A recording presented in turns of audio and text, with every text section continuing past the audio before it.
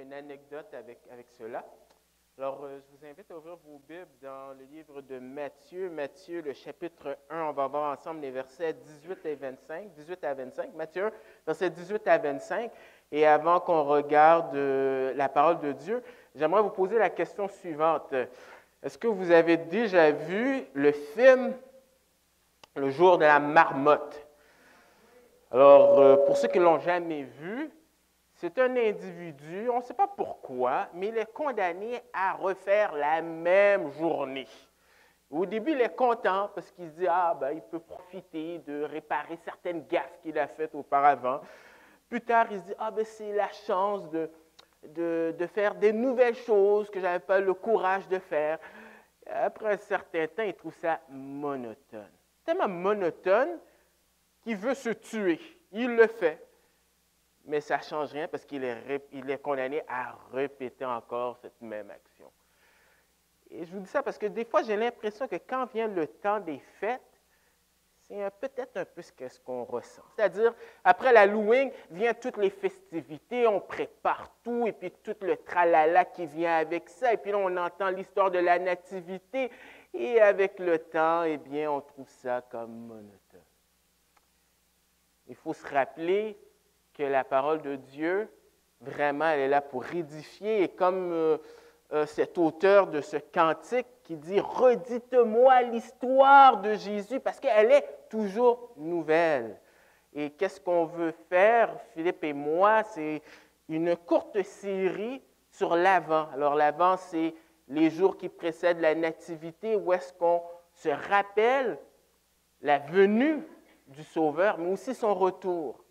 On va faire 4 prédications qui a pour thème cette annonce de la nativité. Alors, dimanche prochain, Philippe parlera de l'annonce qui a été faite à Marie. L'autre dimanche, je présenterai l'annonce qui a été faite au berger. Et puis, on va finir cela avec le concert de Noël, où est-ce que Philippe va donner la signification de Noël. Mais ce matin, on va voir l'annonce qui a été faite à Joseph. Alors moi, je vais lire dans la version Louis II. Et puis, vraiment, ce que je fais, ce n'est vraiment pas une question de tradition. C'est juste un peu le background où est-ce que j'ai grandi, mais je trouve que c'est bien. Je vais vous demander, pour ceux qui sont capables, de vous lever debout comme signe de respect pour la parole de Dieu. Je vais lire dans la version Louis II. Je vais lire le texte et après, je vais prier. Alors, je lis pour vous. Voici de quelle manière arriva la naissance de Jésus-Christ. Marie, sa mère, ayant été fiancée à Joseph, se trouva enceinte par la vertu du Saint-Esprit, avant qu'ils eussent habité ensemble. Joseph, son époux, qui était un homme de bien et qui ne voulait pas la diffamer, se proposa de rompre secrètement avec elle. Comme elle y pensait, voici un ange du Seigneur lui apparut en songe et dit, « Joseph, fils de David, ne crains pas de prendre avec toi Marie, ta femme, car l'enfant qu'elle a conçu vient du Saint-Esprit. Elle enfantera un fils et tu lui donneras le nom de Jésus. C'est lui qui sauvera son peuple de ses péchés. » Tout cela arriva afin que s'accomplisse ce que le Seigneur avait annoncé par le prophète. « Voici, la Vierge sera enceinte, elle enfantera un fils.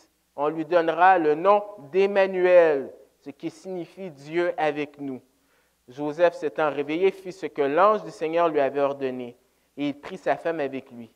Mais il ne la connut point jusqu'à ce qu'elle eût enfanté un fils auquel il donna le nom de Jésus. Père éternel, on veut te remercier parce que tu nous donnes le privilège de t'adorer en écoutant ta parole. Mais tu nous connais. Trop souvent, on écoute ta parole et puis on est comme un parapluie. Ta parole, au lieu de pénétrer nos cœurs, eh bien, ça rebondit sur ce parapluie d'indifférence. Et ce matin, donne-nous des oreilles de disciples. Dispose nos cœurs afin que cette parole, on puisse l'entendre comme si c'était la première fois et que cela puisse porter du fruit pour ta gloire. Dans le précieux nom de ton Fils Jésus. Amen. Merci, vous pouvez vous asseoir. Alors, ce matin, j'ai décidé d'intituler mon message une annonce exceptionnelle à Joseph. Et puis, j'aimerais avoir 3 points qui tournent alentour de cela. Du verset 18 à 19, on va voir une conception exceptionnel. Du verset 20 à 23, on va parler d'un message exceptionnel. Et du verset 24 à 25, on va parler de la foi exceptionnelle de Joseph. Mais avant qu'on regarde le premier point, j'aimerais juste vous remettre dans le contexte. Alors, le verset 18 que je lis pour vous, « Voici de quelle manière arriva la naissance de Jésus-Christ. » Eh bien, ce verset-là sert de transition avec qu'est-ce qui a été dit auparavant. Et qu'est-ce qui a été dit auparavant? C'est les 17 premiers versets qui parlent de généalogie. Et généralement, la généalogie, pour nous, on trouve ça ennuyeux et puis on essaye de passer là-dessus. Mais il faut se rappeler que toute parole est inspirée de Dieu et même à travers les généalogies, il y a plusieurs perles qu'on peut trouver. Ici, dans ces 17 premiers versets, il y a plusieurs perles, mais je vais attirer votre attention sur une chose. Il y a un mot qui se répète. Au verset 2, on dit « Abraham engendra Isaac ». Alors, le mot « engendrer » se retrouve 38 fois dans cette section-là, et puis c'est à la voix active, c'est-à-dire que c'est le sujet qui fait l'action. Mais au verset 16, on nous dit « Jacob engendra Joseph, l'époux de Marie, de laquelle est né Jésus, qui est appelé Christ. » Là, « est né » est au passif. Alors, qu'est-ce que les lecteurs de l'époque de Matthieu et de nous, on peut comprendre? Ce que Matthieu veut dire clairement que Joseph n'est pas le papa de Jésus.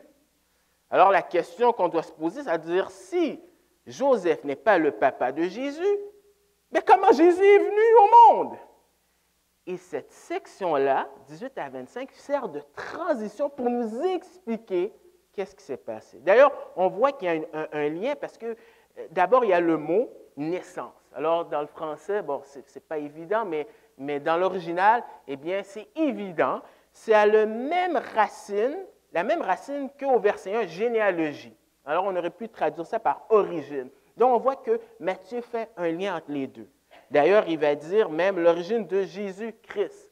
Christ, ce n'est pas son nom de famille, c'est un titre, c'est le Messie, loin, qui était annoncé bien longtemps dans l'Ancien Testament. Donc, on voit qu'il y a un lien qui se fait.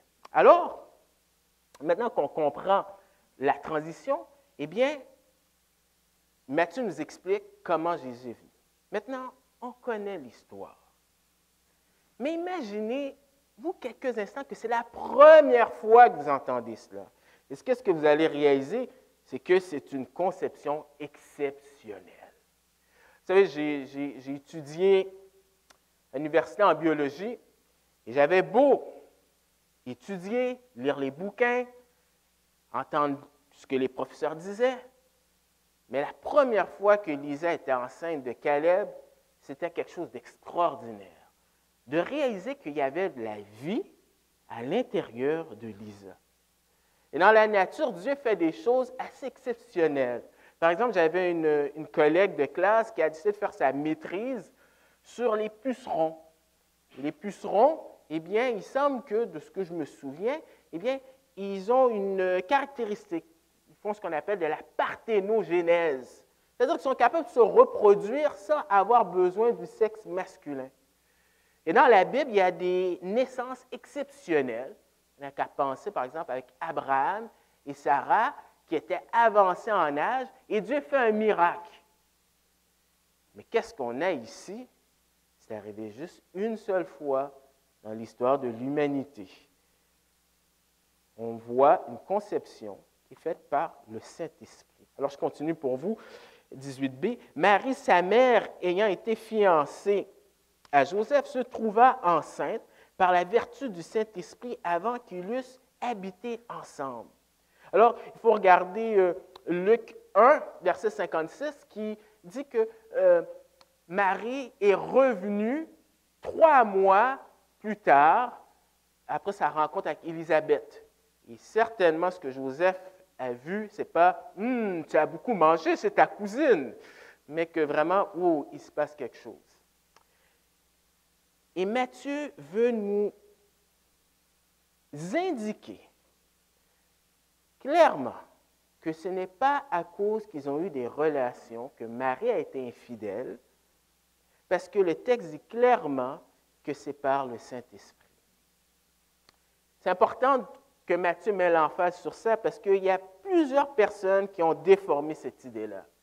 Par exemple, les musulmans, leur conception des chrétiens, c'est que dans le Coran, on parle justement de cette conception, mais ce qu'ils pensent des chrétiens, c'est que, ben voyons donc, vous êtes en train de dire que Dieu a eu des relations sexuelles avec Marie.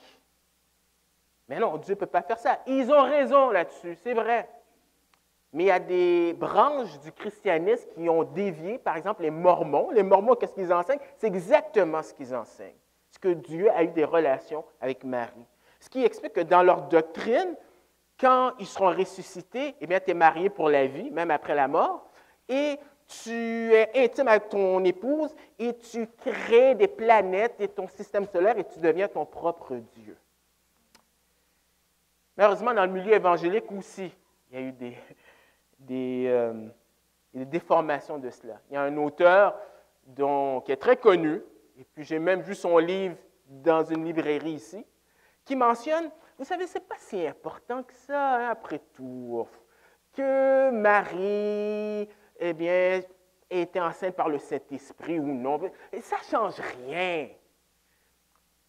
Quand on a ce genre de raisonnement-là, on est sur une pente glissante. Parce que la doctrine ou les enseignements de la Bible sont interconnectés. Et c'est comme un château de cartes. Si tu t'amuses à enlever, tout va s'écrouler. Alors la question qu'on doit se demander, bien, pourquoi Dieu a utilisé cette façon? Après tout, il aurait pu simplement parler et Jésus vient sous forme à l'âge de 30 ans. Eh bien, la première, c'est pour solutionner le jugement de Jérémie 22, 30 et Matthieu 1, 11. Alors, je vous demande de regarder Jérémie 22, verset 30. Et le contexte, c'est un roi qui s'appelle Jéconias. Et de la part de l'Éternel, voici ce que Jérémie dit. Ainsi parle l'Éternel. Inscrivez cet homme comme privé d'enfant, comme un homme dont les jours ne seront plus prospères, car nul de ses descendants ne réussira à s'asseoir sur le trône de David et à régner sur Juda. Et ensuite, dans Matthieu 1, verset 11, on nous dit, Josias engendra Jéconias et ses frères au temps de la déportation à Babylone. Voici ce que Jérémie ne dit pas. Jérémie ne dit pas que Jéconias n'aura plus d'enfants. Parce que si on regarde les autres textes qui parlent de ça, on pense qu'il y a eu environ 7 enfants. Le jugement, c'est que même si ses descendants ont le droit de régner, ils ne pourront pas exercer cela. Alors là, on est dans une tension. On est dans une tension parce que, je pense que c'est le psaume 89, je ne suis pas sûr, qui parle de l'alliance que Dieu a faite avec David, qui est basée sur 2 Samuel 7, qui dit qu'il y aura toujours un descendant de ta lignée. Alors, comment réconcilier ce jugement de Dieu et en même temps ce même Dieu qui ne peut pas se contredire parce que Dieu n'est pas un menteur et dire qu'il y aura toujours un descendant? Et c'est là qu'on voit les 2 généalogies. La généalogie de Marie, on pense que c'est Marie, parce que quand on regarde Luc, on apprend que l'emphase est mise sur Nathan, qui est le frère de Salomon. Alors, Jésus est vraiment un descendant physique de David, mais en même temps, par Joseph, parce que quand Joseph va prendre Marie, il va adopter Jésus et il a le droit d'exercer ce règne-là. Alors, on voit comment notre Dieu est tellement grand qu'il réussit à résoudre cela. Mais une autre raison aussi pourquoi, c'est pour éviter la nature pécheresse. Vous savez, Jésus est venu sous forme humaine pour être le sacrifice parfait. Mais il fallait qu'il soit sans péché. Parce qu'il était sans péché, s'il avait des péchés, bien, comment il peut nous sauver nous-mêmes? Comment ce sacrifice peut être agréable à Dieu? Par exemple, dans Romains 8, verset 3, qui nous parle de comment vivre ta vie chrétienne par le Saint-Esprit et pas par la loi. Alors, Paul dit, « Car chose impossible à la loi, parce que la chair la rendait sans force, Dieu a condamné le péché dans la chair en envoyant à cause du péché son propre Fils dans une chair semblable, c'est-à-dire il est un être humain, 100% homme, à celle du péché, mais sans péché. » C'est pour ça que dans Hébreux 10, versets 5 à 7, on dit que le Fils dit au Père, « Tu as préparé un corps pour moi. » Et dans 2 Corinthiens 5, verset 21, on dit ceci, « Celui qui n'a pas connu le péché, il l'a fait devenir péché pour nous afin que nous devenions en lui justice de Dieu. » Et finalement, Romains 5, verset 12.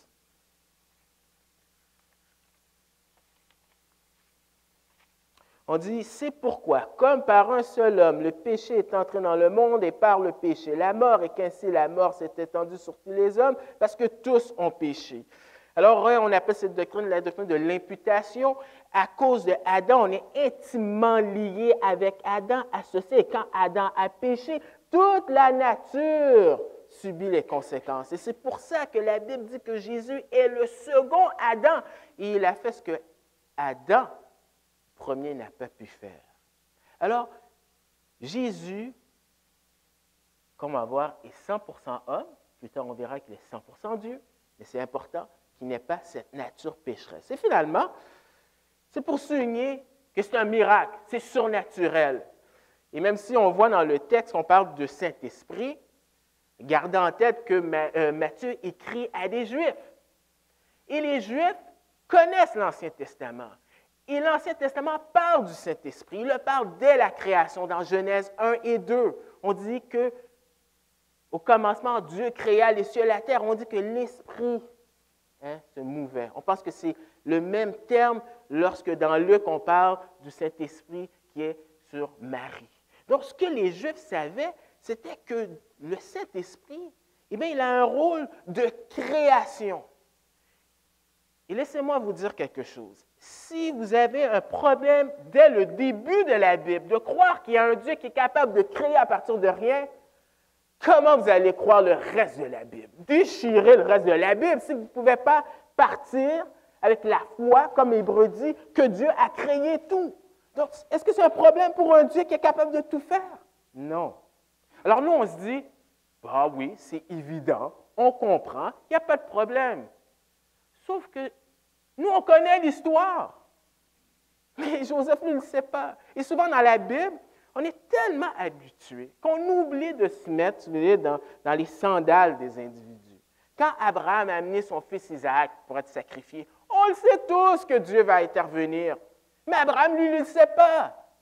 Quand Joseph passe tant d'années en prison, je pense 13 ans, je ne suis pas sûr, nous, on le sait, on dit, mais c'est pour sauver sa famille, l'Égypte. Mais Joseph, lui, il ne le sait pas. Et c'est la même chose avec Joseph. Il y a un dilemme avec Joseph, le dilemme de Joseph. Verset 19. Joseph, son époux, qui était un homme de bien et qui ne voulait pas la diffamer, se proposa de rompre secrètement avec elle.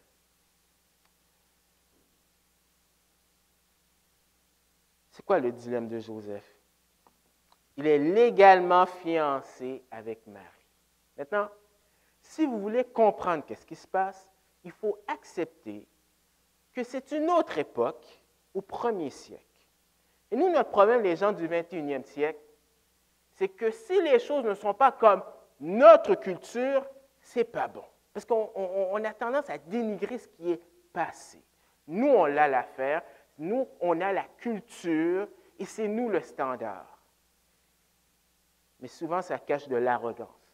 Il faut comprendre la culture pour pouvoir comprendre qu'est-ce qui se passe. Alors, à cette époque-là, souvent, les parents choisissaient pour les enfants avec qui ils allaient se marier.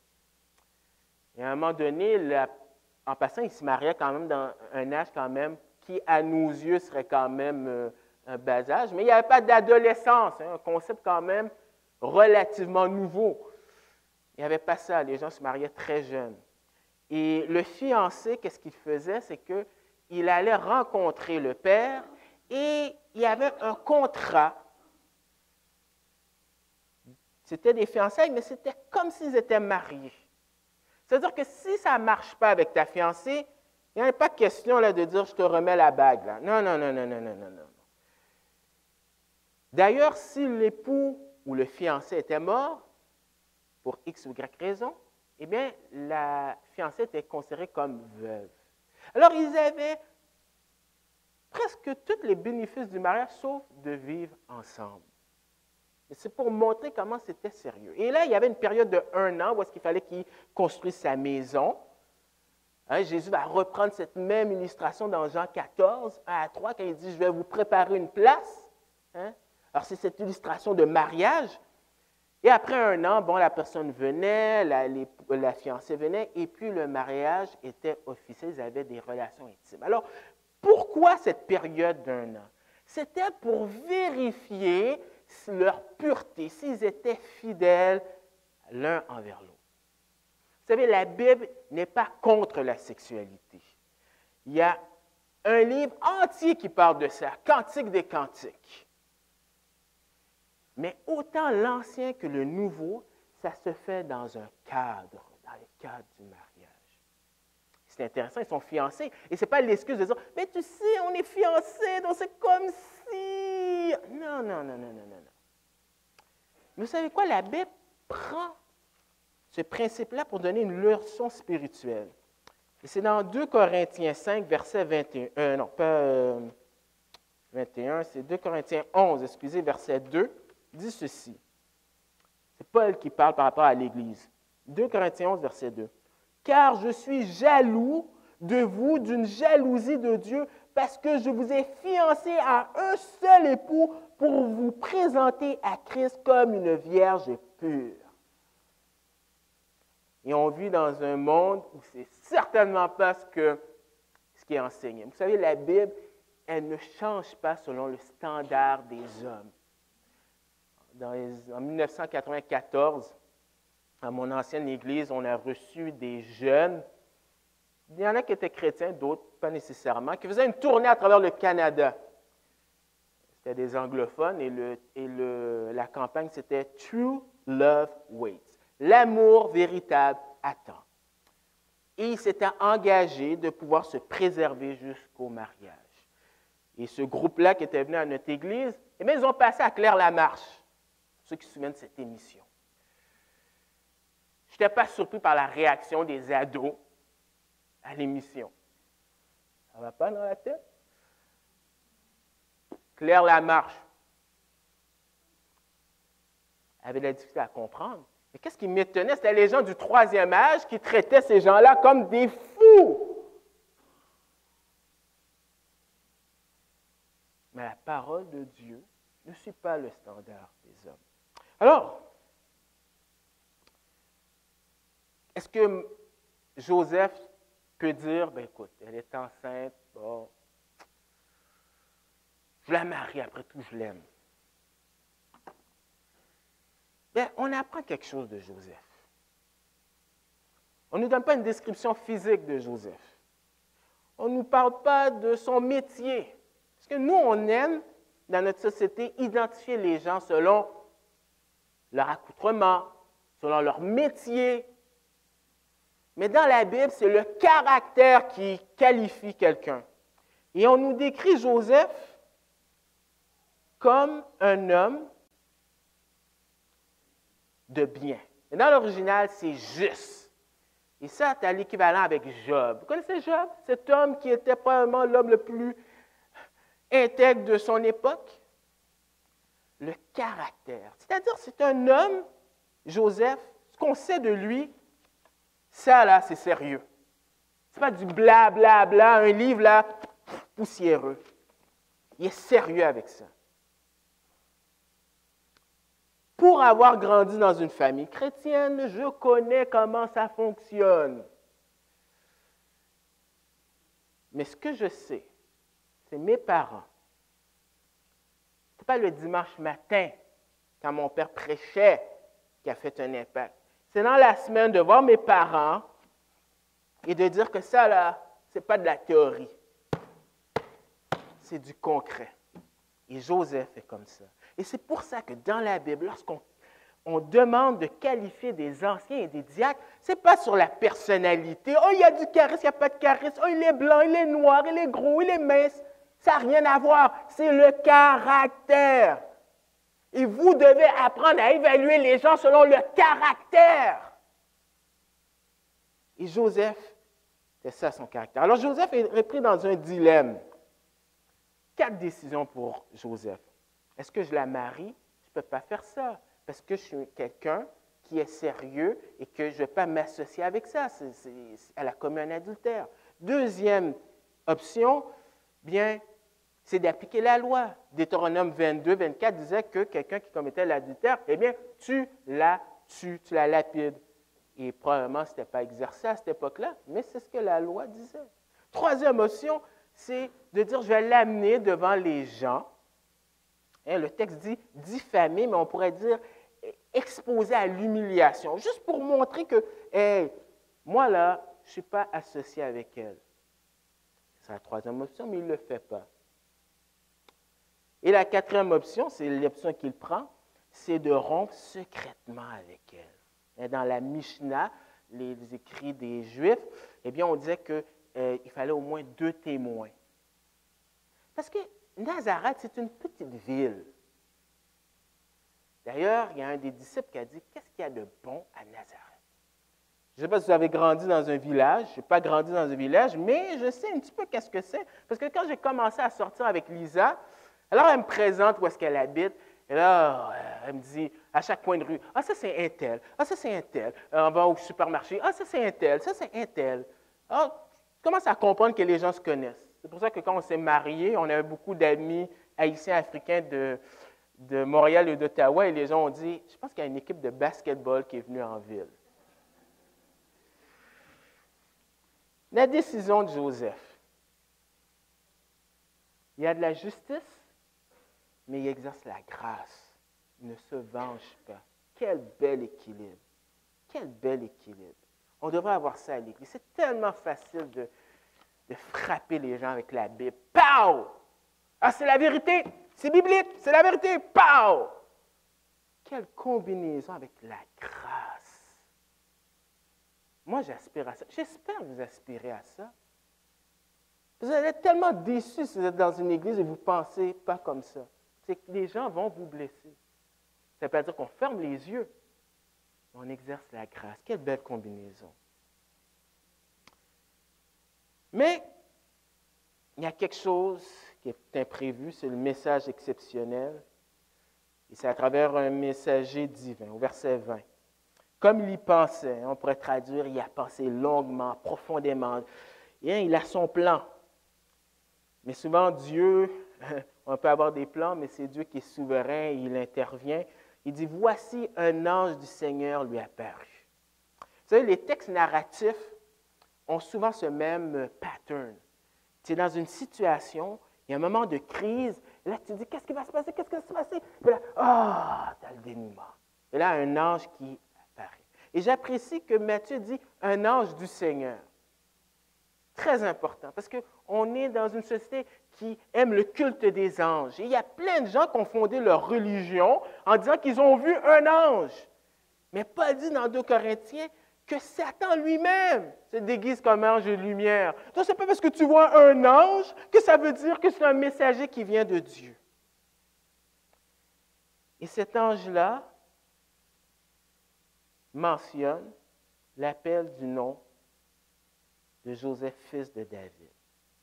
Il lui rappelle sa lignée. Parce que le but de Dieu, c'est que Joseph puisse marier Marie pour que Jésus ait vraiment ce titre de roi des Juifs pour pouvoir l'exercer de façon légale. Il dit, ne crains pas de qu'en dira-t-on, ou est-ce que mon épouse est fidèle? Mais il dit de poursuivre ce processus, de la prendre comme épouse. Et j'aimerais mentionner que ce messager-là, il vient à travers un songe. Et encore une fois, il parle à des Juifs. Et les Juifs, ils savent c'est quoi des songes. Ils ont eu des révélations. Plusieurs exemples, Daniel, Joseph, Jacob. Même Jacob, lui, il voit même des anges monter et descendre. Mais j'aimerais juste vous avertir que ce n'est pas la norme. Dans l'Épître aux Hébreux, on dit que Dieu a parlé de plusieurs façons et dans les derniers temps, il nous a parlé par le Fils. Parce que notre monde évangélique peut avoir tendance à se pencher sur le mysticisme. Et là, c'est très facile de dévier. C'est pour ça que Pierre dit dans son épître qu'il n'y a aucune révélation, prophétie qui était pour soi. C'est ma propre petite révélation à moi. Quand il y avait une révélation, c'est pour beaucoup plus que juste toi. Et si vous êtes si fringant de révélation, bien, lisez la parole de Dieu. Lisez-la, vous allez être pleinement satisfait d'une révélation. Et même Pierre va dire que c'est encore plus sûr que la vision qu'il a vue de la gloire de Christ sur la montagne. Mais ce messager-là, il y a un message. Voici son message. L'origine. Car l'enfant qu'elle a conçu vient du Saint-Esprit. Peut-être ça peut vous étonner, mais ce n'est pas tout le monde qui pense ça dans le milieu évangélique. Je ne parle pas de l'extérieur.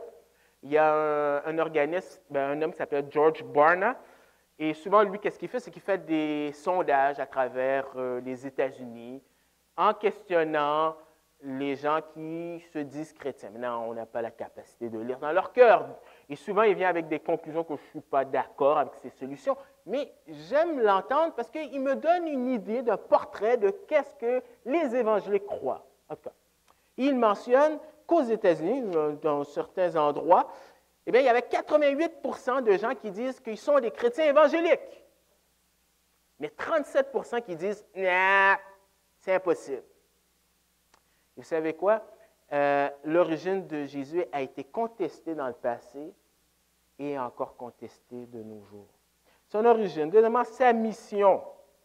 Le texte nous dit « Elle enfantera un fils et tu lui donneras le nom de Jésus, celui qui sauvera son peuple de ses péchés. » Sa mission, eh bien, son nom indique déjà sa mission. Vous savez, le nom de Jésus de nos jours, c'est un nom peut-être moins familier, mais dans les endroits en Amérique latine, eh bien, c'est quand même quelque chose de commun. D'ailleurs, à l'Église, on a quelqu'un qui a ce nom-là. Hein? Et la première fois j'ai visité, j'étais avec Armand, et puis après, on expliquait à Philippe, puis je ne sais pas si d'autres personnes étaient là, puis j'ai dit, j'ai rencontré Jésus. Ah, OK. Et son nom, Mary. Ah, Mary, OK. Et où est-ce qu'ils habitent? Je ne sais plus qui a dit ça. Quelqu'un a dit, à Bethléem.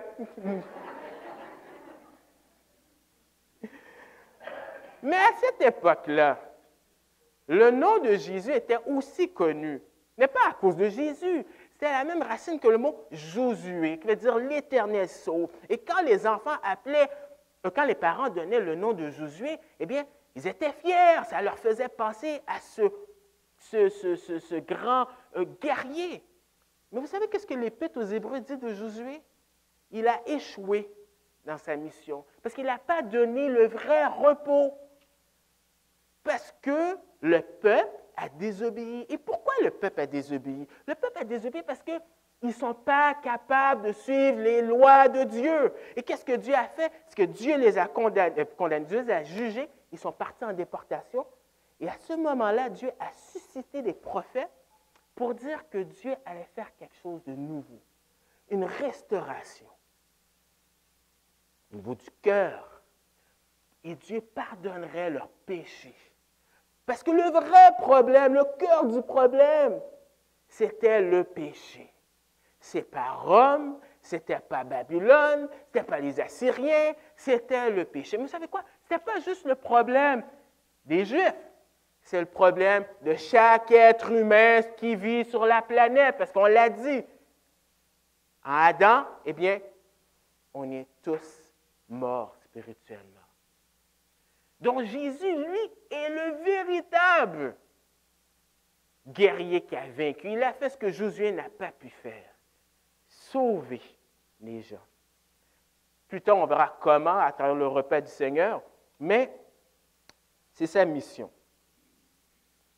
Et finalement, son accomplissement prophétique, versets 22-23, tout cela arriva.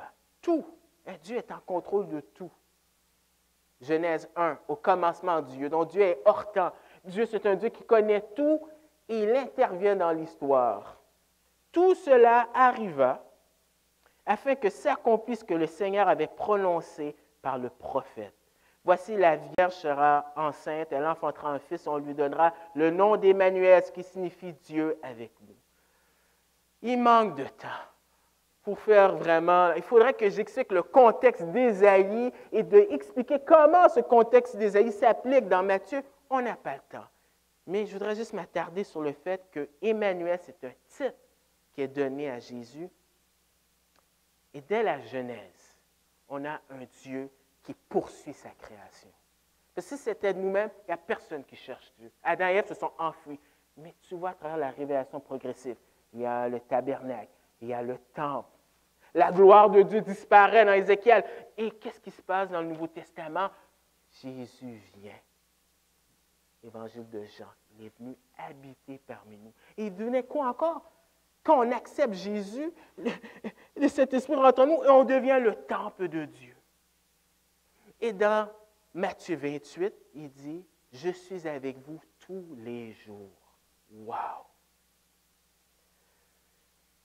Et bien sûr, des prophéties, la révélation, elle est progressive. Alors probablement, ce qui explique avec Genèse 3, verset 15, on n'a pas le temps de regarder ça, mais c'est de montrer comment la Bible elle se construit. Dieu, ce n'est pas un menteur. Finalement, on arrive au dernier point, la foi exceptionnelle de Joseph, versets 24 et 25. Joseph, s'étant réveillé, fit ce que l'ange du Seigneur lui avait ordonné, et il prit sa femme avec lui. Mais il ne la connut point jusqu'à ce qu'elle eût enfanté un fils auquel il donna le nom de Jésus. Alors, contrairement à ce que peut-être la doctrine au niveau du catholicisme t'enseigne que Marie a toujours été vierge, ce n'est pas ce que la Bible dit clairement. Et dans Matthieu 13, verset 54, on parle aussi que Jésus a eu des frères et des sœurs. Mais c'est en 649, un certain pape Martin qui a donné cet enseignement que Marie a toujours été vierge. Mais on voit que Joseph n'est pas dans le temple de la renommée de la foi dans Hébreux 11. Mais qu'est-ce qu'il fait? C'est quand même assez exceptionnel. Il oublie ses propres droits. Il est prêt à assumer les qu'en dira-t-on. Il est prêt à suivre les exigences, c'est-à-dire d'enseigner Jésus, parce qu'il va devenir le père adoptif. Il faut qu'il enseigne Jésus. Et aussi, il va se retenir jusqu'à ce qu'elle ait enfanté Jésus. Alors, c'est une foi exceptionnelle, mais c'est une foi qui ne dépend pas de son raisonnement humain. Non, c'est impossible. Oh, non, j'ai dû imaginer cela, c'est impossible. La Bible n'écrase pas la raison, bien au contraire, mais la raison doit être toujours soumise à la révélation de Dieu et non le contraire. Deuxième chose, il ne suffit pas de ses sens. Oh, nos sens peuvent tellement nous tromper. Oh, j'ai été béni ce matin parce que... Mais pourquoi? Parce que j'ai des sensations. Et là, la semaine suivante, je n'ai pas de sensation. Oh, ça veut dire que Dieu n'était pas là. Et là, vraiment, dans le monde chrétien, c'est ça que c'est. Il ne faut pas se fier sur nos sens. C'est ce que Ève a voulu faire dans le jardin. Elle s'est fiée sur ses sens et elle a péché. Exemple, les pilotes d'avion. Ils ont des appareils. Et des fois, l'appareil peut te dire qu'il y a un avion à côté, mais toi, tu dis, mais moi, je ne vois rien. Et paf! Donc, nos sens peuvent nous tromper. C'est pour ça que la parole de Dieu, c'est elle qui ne se trompe pas. Et on doit être soumis à cette parole et non l'inverse. Mais cette foi-là, elle s'exprime comment? Par l'objet de sa foi. C'est-à-dire que Joseph a cru à qu'est-ce que l'ange qui venait de la part de Dieu et qui a cité Ésaïe, eh bien, il met sa confiance dans l'objet de sa foi. Ça devrait être la même chose pour nous. Une obéissance totale. Totale. Il a même nommé le nom qu'il fallait que l'ange lui dise, Jésus. Il obéit. Et parce qu'il est fidèle, Dieu va lui montrer d'autres révélations, d'autres rêves. Et à chaque fois, on voit Joseph qui obéit. Pas de question, il obéit. Et finalement, grand courage. Grand courage parce que en prenant Jésus, eh bien, il s'expose quand même au déshonneur. Et dans un peuple ou une culture où l'honneur était tellement important, on a de la difficulté à comprendre ça ici, mais à cette époque-là, tellement important, courage. Dans Jean 8, verset 41, voici qu'est-ce que les gens ont dit de Jésus. Vous faites les œuvres de votre Père. Alors c'est Jésus qui dit ça, et ils lui dirent, nous ne sommes pas des enfants illégitimes, nous avons un seul Père, Dieu. Entre guillemets, là, c'est un bâtard, Jésus. Probablement, le monde savait ces choses-là, mais on voit le courage. Alors, conclusion. Quelques suggestions pour nous préparer pour l'Avent, et pas simplement dire ben, c'est Noël, les festivités, on sait, tralala, tralala. Soyez excités par cette annonce exceptionnelle, parce que Dieu est venu nous sauver. Et si vous êtes indifférent à cela, ben c'est parce que vous ne comprenez pas l'étendue de votre problème. La bonne nouvelle, c'est que si vous mettez votre confiance en qu'est-ce que Jésus a fait, vous allez être sauvés.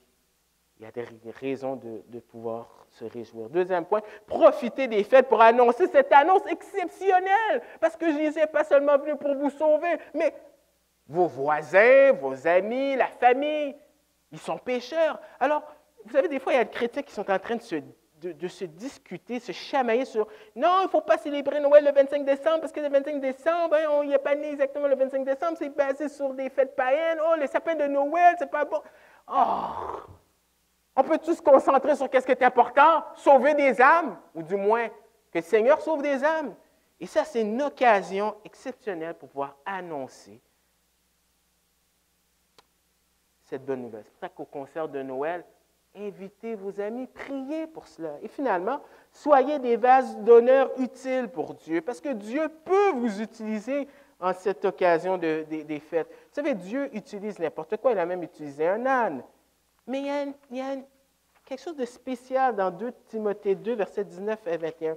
Et quand je vois l'exemple de Joseph, eh bien, je me dis que ça représente bien ce que Paul dit. Dans 2 Timothée 2, versets 19 à 21, on dit « Néanmoins, le solide fondement de Dieu reste debout avec ses paroles qui lui servent de sceau. Le Seigneur connaît ceux qui lui appartiennent, et quiconque prononce le nom du Seigneur qui s'éloigne de l'iniquité. Dans une grande maison, il n'y a pas seulement des vases d'or et d'argent, mais il y en a aussi de bois et de terre. Les uns sont des vases d'honneur, les autres d'un usage vil. Si donc quelqu'un se conserve pur en s'abtenant de ces choses, il sera un vase d'honneur sanctifié, utile à son maître, propre à toute bonne œuvre. Que Dieu puisse aussi nous utiliser durant cette période des fêtes. Je vais prier, puis on fera le repas du Seigneur.